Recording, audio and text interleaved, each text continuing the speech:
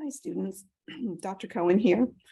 I wanted to go over your assignment for Module 6 since it's a little bit different than the discussions that you've been doing. And I'm going to do that by doing a screen share and showing you what is already on Folio and then kind of talking you through it a little bit. So let me do that now.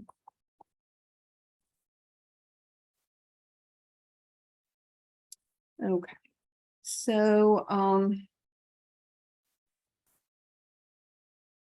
let me start with going over the assignment. So if we go to Module 6 and we go to the assignment instructions, so I'm just going to kind of walk through this a little bit. Okay, so unlike your past discussions, there is no discussion for Module 6, and instead you're going to write a 2-page paper. So you're going to use APA format, which is the format that you should have been using for your discussions. And I recently sent you all an email to give you a little bit more information about APA formatting. So hopefully you received that and read through it because it will be helpful with your paper. This paper is focused on managed care, comes right out of your chapter 6. There's information in the chapter that using, I think, the information in the chapter should get you to where you need to be. I don't think you'll need to use any outside materials, but you will need to cite from the materials that you pull from in the chapter, and we'll talk about that in a minute. But the topic is to look at managed care and gatekeepers. Some of you may be preparing for careers in social services, and often social service providers are the gatekeepers who decide, who's going to get service and how much service they're going to get. And there are ethical dilemmas. The other thing besides social service providers are often policymakers make decisions about policies. Just to give you an example, for instance, there may be a program where age is a factor. So how old someone might be might determine the level of service that they receive. And your chapter does a nice job in kind of breaking down Daniel Callahan's ideas around that. So does an 80-year-old person need a kidney transplant? Those kinds of decisions. So you should read through the chapter, pull from it to answer these questions about managed care and the job of gatekeepers. Then your paper will be 2 pages, double spaced. I usually use Times New Roman font. I don't think it really matters. So you don't want to, you want to use double spacing. The paper should include an introduction. The introduction is kind of a summary of an overview of what's coming in the paper. So what are some of the topics that you talk about in the paper, kind of what's coming, and I would put them in sequential order. So I'm going to talk about this, then I'm going to talk about this, then I'm going to talk about this. Then the body of work is, say, a different paragraph for each area you might consider. So for instance, there may be a specific paragraph on managed care. There may be a specific paragraph on certain ethical dilemmas. There may be a paragraph that compares gatekeepers around healthcare with gatekeepers around some of these other issues. And then there should be a conclusion. The conclusion summarizes everything you've written in the paper in a single paragraph. So if I was to think about this paper, I might make an introduction, a single paragraph.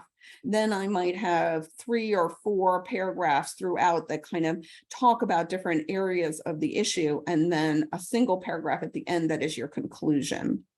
You're going to need to cite using APA format. Hopefully at this point, you're doing okay with that. But if you look here, it says that you need to include both in-text citations and a reference list. So anytime that something is not common knowledge, that you've pulled it from some information from the textbook or some other source, you need to cite that source. And that doesn't just mean when you're quoting, it means if you're summarizing or you're paraphrasing information found in the book.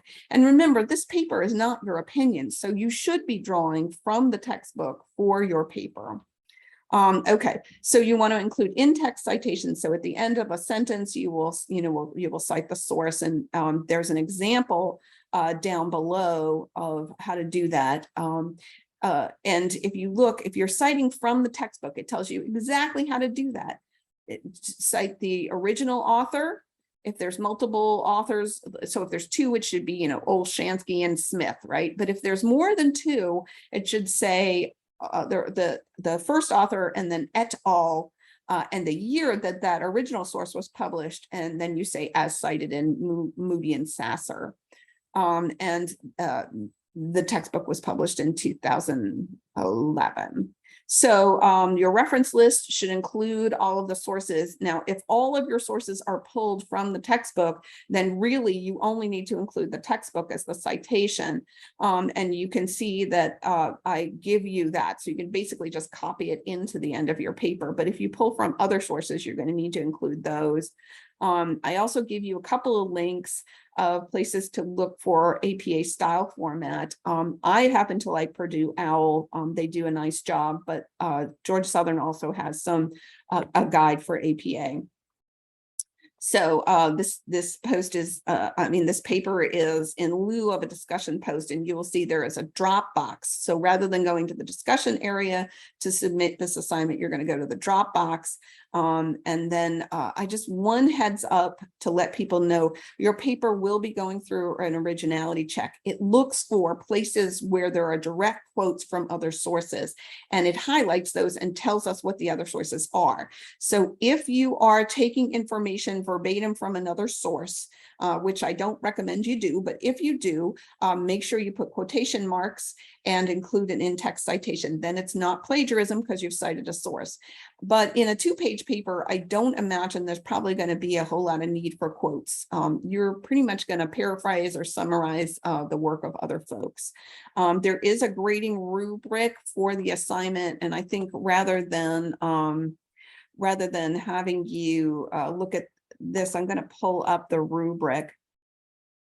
So this is what I use to grade your assignment. And if you're wondering why you got a certain grade, you should look at the rubric and it'll tell you.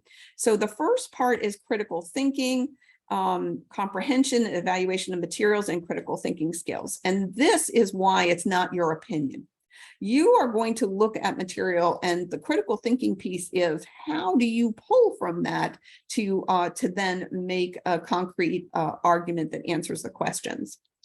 And then minimum page length, which I already talked about, is 2 pages, double spaced, Times New Roman font 12. You're not going to get graded down if you use a different font, but that gives you some idea. And then you're going to need to have an introduction, a body, and a conclusion. And then the last thing is proper APA citation. Now, I did include all of this information in the assignment overview, so you should be able to find it. I just wanted to show you one other thing, which is if you look at course content and you go into this, you will see there is actually a place right here in the assignment for you to access the Dropbox. So 2 ways to get your paper in. You can use this link, which will take you to the Dropbox, or you can come up here, go to assessment, go to Dropbox, and there will be a place for you to put your, sorry, students.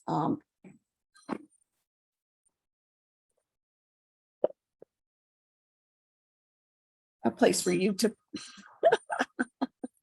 make sure you put your phone on vibrate before you start a recording.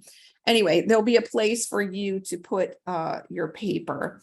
And just one more quick reminder that there will be an originality report. So be sure that you properly cite and that use quotation marks if you're taking things verbatim, which means word for word from another source. Please do continue to email me with your questions. I am getting caught up, but I'm pretty close to caught up with all the back assignments, and I am feeling better. For those of you who sent me emails and wished me well, I thank you for that. I did have a pretty severe case of COVID, and I'm still kind of coming out from that, but I am definitely feeling better. So hopefully I will not get far behind in my grading in the future. Thank you all, and good luck with your assignment for Module 6.